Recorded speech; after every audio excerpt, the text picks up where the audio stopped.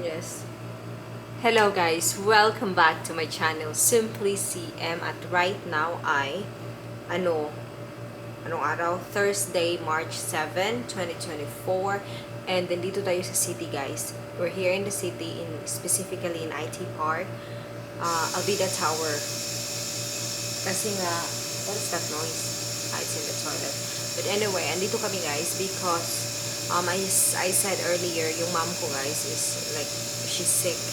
So, kailangan namin na to be most of the time andito sa city because yung hospital is, of course, andito sa city and then she needs to be in the hospital like 3 times a week. Ganon. So, yeah. Yun, yung aming bakasyon ay malapit na talagang matapos. I mean, March 17, we're gonna fly to Manila na, and then I think we're gonna stay a day or two in Manila, and then after that, pa-Denmark na tayo, and then that means back to normal life na, back to work, ganon. Yeah, ang bilis lang talaga ng panahon ay, it's like, it's so hard to imagine na natapos na namin yung almost 3 months namin dito sa Pilipinas, and it's been roller coaster, you know, you get so happy, nothing's happening, everything is like, alam niyo yun, parang okay, ganyan, kain sa labas, relaxation, ride ng motorbike, and then suddenly, yung emotion mo pa ganun-ganun kasi nga yung mama ko may sakit, and then, yeah, so January was really fine. Ano lang talaga, parang relaxation lang, catch up with family, ganyan. Hindi ko nga na-meet yung mga friends ko, wala, pero maybe next time na lang kasi now it should be, you know, focus I don't have so much time here, so I've decided na family na talaga muna. And then by February, na hospital yung mama ko guys, 2 weeks sa hospital. And then now, it's still ongoing kasi yung sakit niya is parang long term ba, ganyan.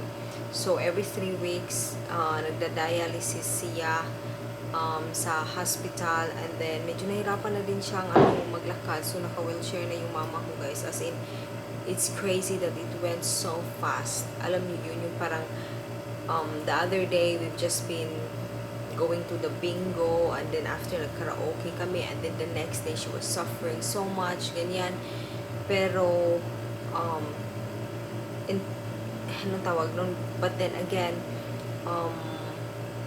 I'm still happy I'm here kasi nga I'm able to spend time with my mom, like with the family, especially with my mom.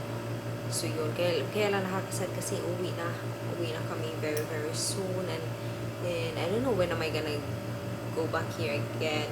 It could be next year, but it could also not. I don't know what's gonna happen. Yeah. So yun yung aming naging bakasyon. But as I said, I'm happy I'm here. I get to have the chance na parang spending time with my family, with my mom, ganyan. And then, yeah, and by the way, ewan ko kung nasabi ko na ba na dito kami sa IT Park guys, and it's the best place I think to stay pag andito kayo sa Cebu City if you wanna be in the city, kasi it's IT Park. As soon as you get out from here, walking distance lang lahat, restaurants, entertainment, may mall din, actually across Ayala Mall na siya. And then, ano pa ba? There's so much, I mean, everything you need is andito na. So, kahit wala kang sasakyan, very, very, talaga, convenient yung buhay dito sa IT Park. And of course, kung gusto mo din gumala, for example, outside IT Park, it's also okay because marami naman din taxi, maraming masasakyan, may mga bus, may mga jeepneys. Tapos, across ng IT Park is Waterfront.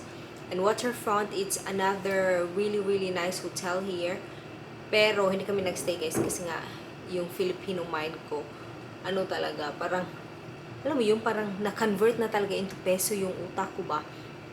Kasi dati, kasi sa tagal ko naman sa Denmark, iniisip ko, ano lang yan, 50 crowns lang yan, ganito, ganyan. Pero hindi, pagdating dito, na mo na talaga, na-adjust din yung mind mo. Yung sa Waterfront, it's, guys, I'm sorry, naputol kanina kasi nag-battery empty yung camera ko. But then, we just came home kasi, we just came home. Medyo maingay kasi nga ang liit lang ng lugar, ang daming ginagawa ni Martin. And then, nagbingo kami guys at hindi kami nanalo. Kakainis. But anyway, it's a good day kasi okay yung mama ko today. Pa rin siya medyo, anong tawag yan? Pero hindi pa rin siya ganun ka like before. Pero at least, diba, lumalabas siya, ganyan. So, nagbingo kami guys. Hindi kami nanalo. Tingnan nyo naman gabi na. Sharon! Kita ko siyang ganda ng lights. That's how it looks like pag gabi na. Ganyan. Ang taas ng building guys. Super nice. Makikita ba yung swimming pool sa baba? There. May 2 pool. May dalawa. Yes, 2 swimming pool. Kaya kung hindi pa namin yung ginamit. Yes. So as I was saying, lumabas kami. And then iniwan ko to kasi nga nag-battery low ba. So charge ko. Ano pa ba? Nagbingo kami. Hindi kami nanalo guys. Kakainis. Yung jackpot na mapapanalunan was 3.7 million pesos. Pero wala. Hindi tayo sinuwerte. Kay 10,000. Wala. Pero anyway, it was a good day. And then, yeah, now, andito kami. Martin is snacking. Kaya medyo maingay. And then, we're just gonna wait maybe, I don't know, an hour. And then, after yan, lalabas kami. And we're gonna try to eat in a place na hindi pa talaga namin nakainan yung ang tawag samyupsal, yung parang Korean ba na ikaw yung magluluto, ganyan.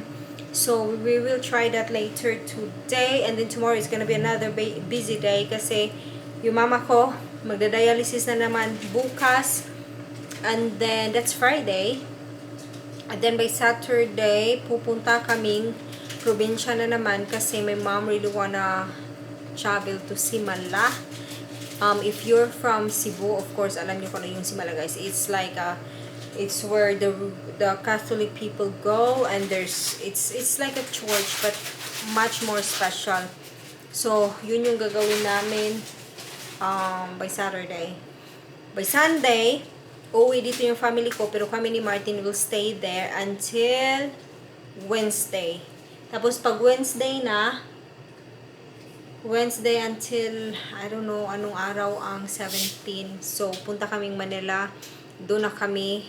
Dito namin manukad, guys, ba? Going to Denmark. Ang bilis lang. Grabe. Ang bilis ng panahon. Anyway, yun.